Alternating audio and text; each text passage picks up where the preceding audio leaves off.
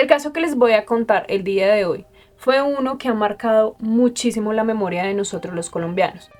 Hoy se cumplen 6 años de esta historia, donde muchos detalles salieron a la luz y hoy quiero hacer una recopilación en este video de todo lo que pasó con esta niña.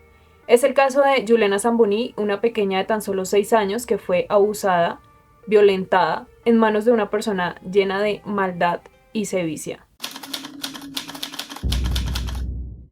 Hoy se cumplen 6 años de esta tragedia, pero empecemos contando primero quién era Juliana Zamboni. Ella era una pequeña de 7 años que vivía en Bogotá.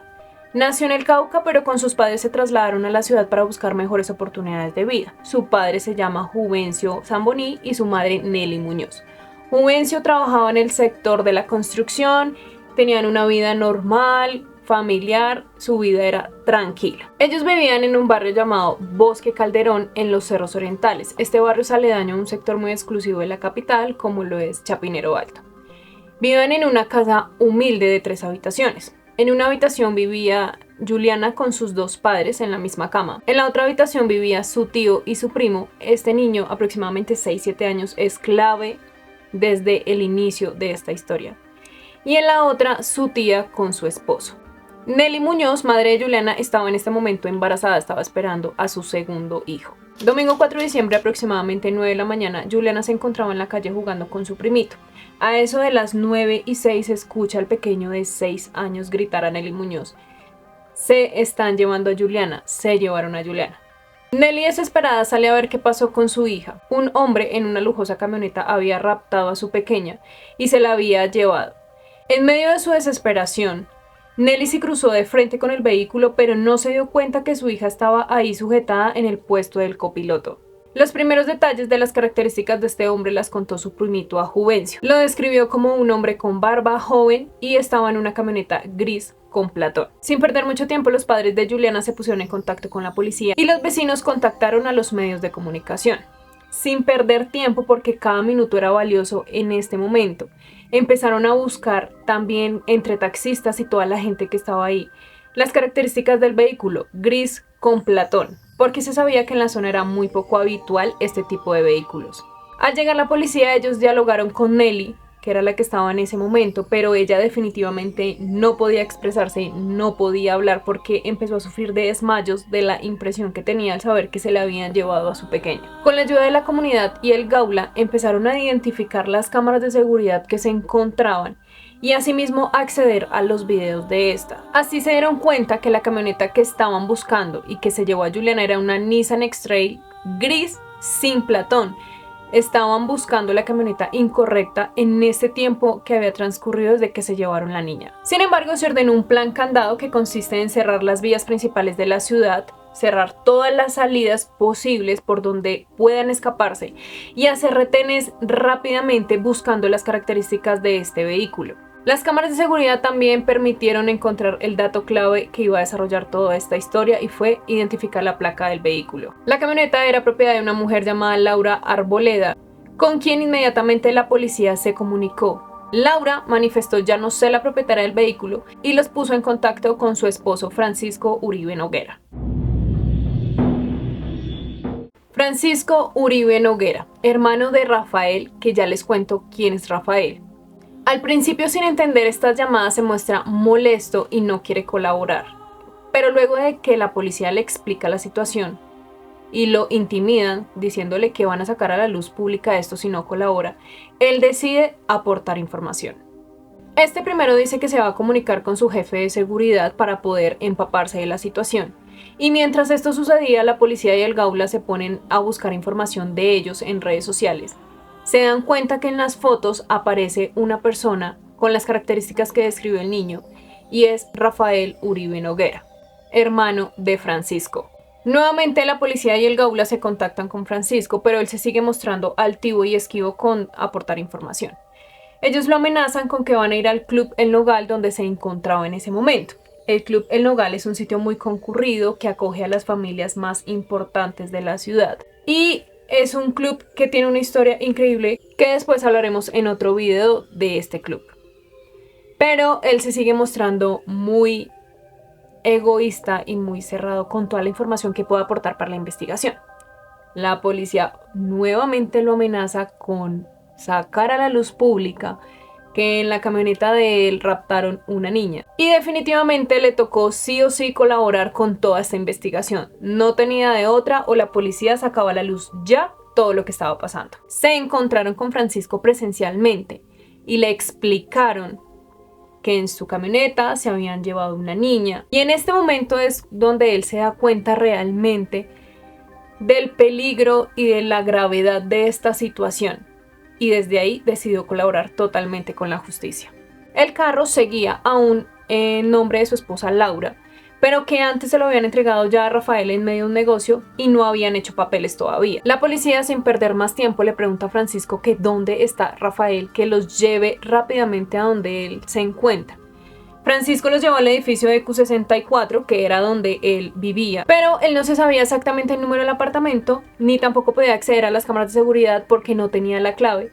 Así que manifestó que su padre, dueño del edificio, tenía la clave de las cámaras y que ya mismo iría a buscarlos. Francisco se fue. Mientras tanto, la policía regresa con la familia de Juliana y ellos se muestran muy preocupados porque cada minuto que pasara era de vida o muerte.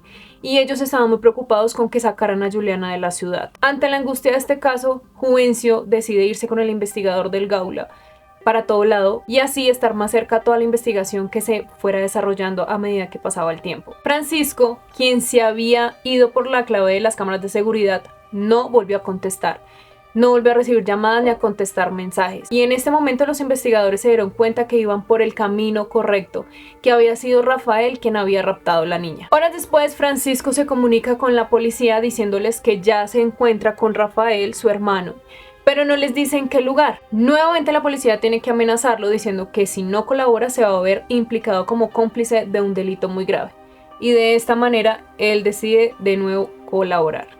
Les contó que estaba en la clínica Navarra, que estaba internado Rafael allí, y les confesó por primera vez que algo muy grave le había pasado a la niña. Así que los investigadores del Gaula decidieron trasladarse inmediatamente para la clínica y así tener contacto directo con Rafael. En este lugar, el investigador y Francisco mantuvieron una conversación previa antes de ver a Rafael. Y Francisco les confesó: mi hermano tuvo una complicación médica, agarró a la niña y de un momento a otro la mató. El investigador le preguntó que cómo así, que dónde se encontraba el cuerpo de la niña, a lo que Francisco le responde que la niña está en el otro edificio que también era propiedad de la familia de los Uribe Noguera, que se llama EQ66, y que Rafael le confesó que la había metido debajo del jacuzzi. El investigador salió inmediatamente en compañía de Juvencio para el edificio. Y al llegar allí se encontraron con el celador llamado Fernando Merchán, quien les dijo que Rafael había dejado su camioneta en el sótano. El investigador inmediatamente se dirigió para allí y en el carro encontró la primera evidencia de que la niña había estado ahí, su zapatico.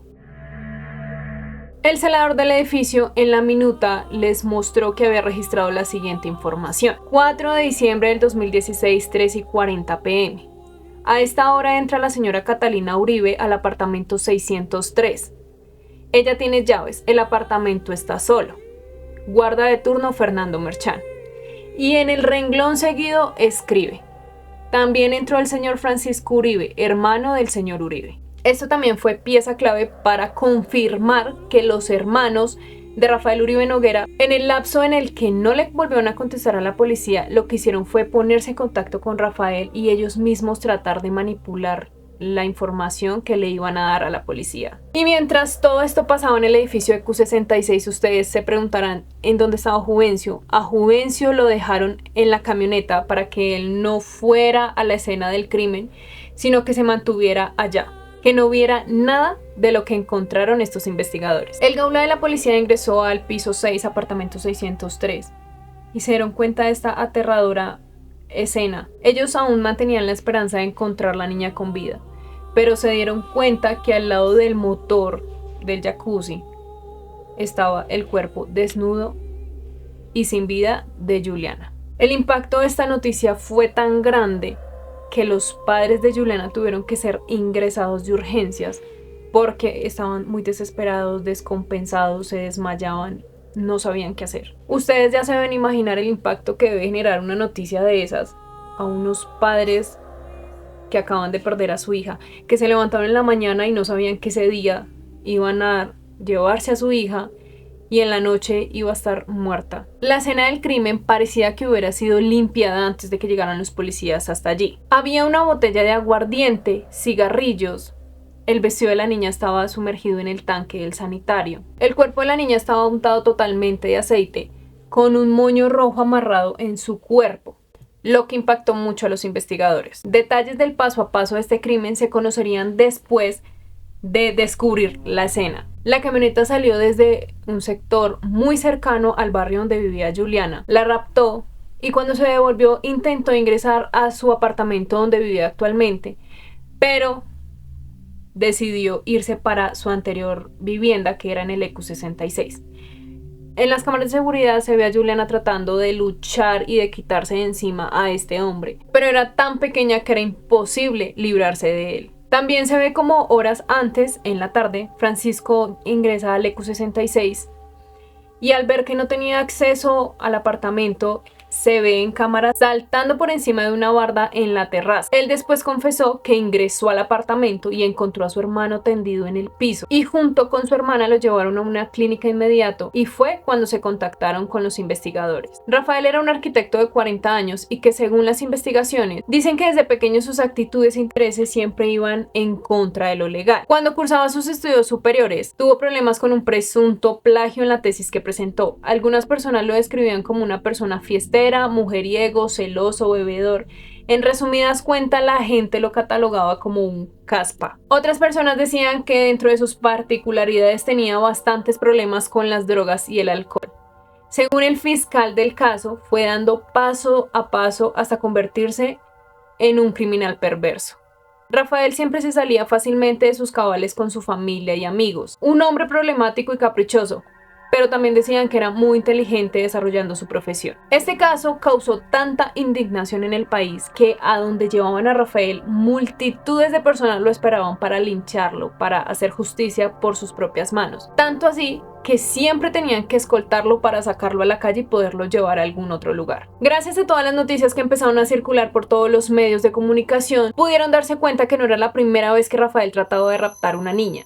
Ya había hecho el intento con 2 niñas diferentes. Estos actos demuestran que estamos hablando de un posible asesino serial en potencia. El martes 6 de diciembre, el juez 79 de control de garantías avanza con esta investigación y le ordena captura a Rafael. Mientras el cuerpo de Juliana era velado en su natal Bolívar, Colombia no salía del asombro de esta noticia tan terrible. El portero del edificio donde se encontraba la niña se quitó la vida. Él fue quien le abrió la puerta a Rafael para que ingresara al edificio y activó el ascensor del garaje cuando Rafael entró con la niña. No se sabe si se quitó la vida por cargo de conciencia, culpa o porque no iba a ser cómplice de un asesinato y menos de una pequeña inocente. Rafael durante su juicio únicamente guardó silencio. Lo poco que hablaba solo era para aceptar los cargos en su contra.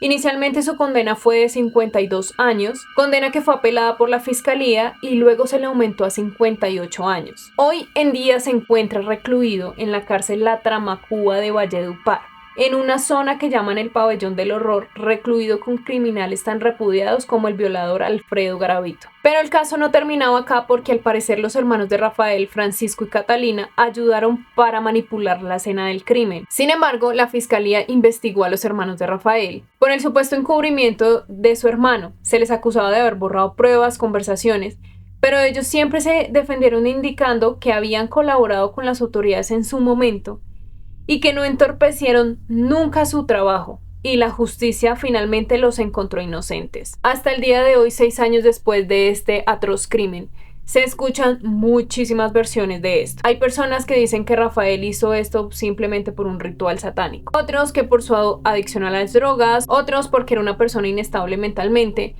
No se sabe por qué lo hizo, solo lo hizo y ya está en la cárcel, se pudo hacer justicia. Y no fue un caso que quedó impune como muchos casos que han sucedido aquí en el país. Lo que sí tenemos claro es que la familia de Juliana aún sufre su pérdida, que nunca la van a superar. Y hasta el año pasado don Juvencio no había conseguido trabajo porque en noticias dijeron que le habían dado una indemnización de 1.000 millones de pesos y por esto nadie le daba la oportunidad de trabajar. Hoy en día no se tiene evidencia de si ya está trabajando, no se sabe qué es la vida de la familia de Juliana.